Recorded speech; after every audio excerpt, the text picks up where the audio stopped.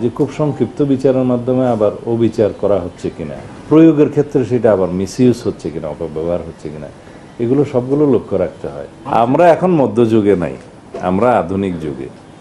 আইন সংস্কারটা একটা চলমান প্রক্রিয়া। সমাজের চাহিদা অনুসারে, সময়ের চাহিদা অনুসারে সকল আইনকে আপ টু ডেট করতে হয় এবং যুগোপযোগী করতে হয়, সেগুলো চলমান প্রক্রিয়া, সেগুলো তো আছেই। বিভিন্ন আইনে অবশ্যই আমাদের কিছু কিছু সংশোধন আনতে হবে, সেটা আমরা দেখব।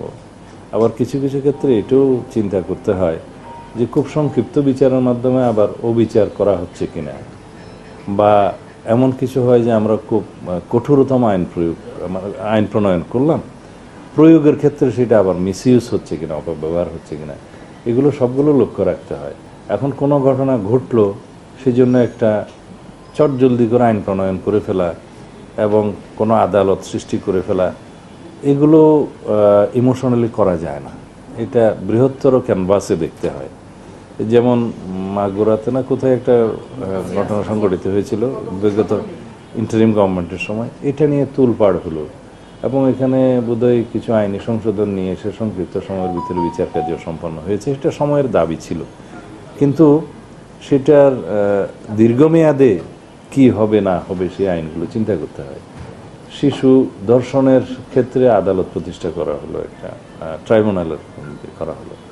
দেখা গেল সেই একই এখতিয়ার নারী ও শিশু আদালতে দেওয়ার মতো বিধান করা যায়, আদালতের সংখ্যা বৃদ্ধি না করেও।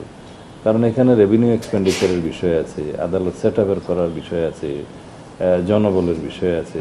তখন দেখা যাবে যে 64 ডিস্ট্রিক্টে আদালত আমরা করলাম, ট্রাইব্যুনাল করলাম, দেখা যাবে মামলার সংখ্যা কোথাও 2টা, কোথাও 10টা, কোথাও নাই। এগুলো সব বিবেচনায় নিয়ে যেভাবে মানে জননিরাপত্তা নিশ্চিত করা এবং বিচার নিশ্চিত করা সম্ভব, সেভাবে এগুলো আবার করা যায়। কিন্তু ওই সাময়িক সময়ের জন্য জনগণের যে ক্ষোভ, সেটাকে মেটানোর জন্য যদি আমরা সব বিষয়ে দ্রুততম আইন প্রণয়ন করি বা আদালত সৃষ্টি করি, সেই বিষয়টা আমার মনে হয় সকল ক্ষেত্রে সঠিক নয়। আজকে পুলিশ ডিপার্টমেন্ট থেকে যে কাগজটা দিয়েছে, তাতে আমি 164-এর যে ভাষাটা দেখেছি, 164 স্টেটমেন্টে, তাতে করে মূল আসামি তার